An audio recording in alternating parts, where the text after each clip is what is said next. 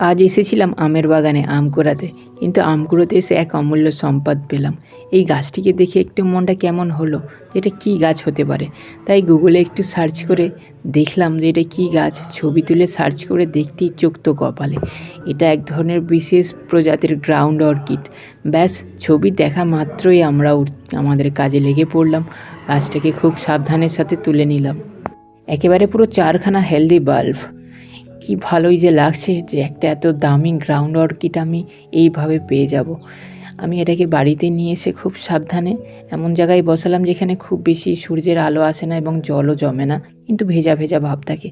আমাদের এদিকটা গ্রাম অঞ্চল, তাই এখানে বিভিন্ন প্রজাতির ফুলের গাছ যেগুলো নার্সারিতে বিক্রি হয় সেগুলো কিন্তু আমরা ফ্রিতে এখান থেকে পেয়ে যাই। যেমন এই ক্রেমা লিলি, এটাও আমি কিন্তু ফ্রিতেই পেয়েছিলাম আমাদের এখানের বাগানে।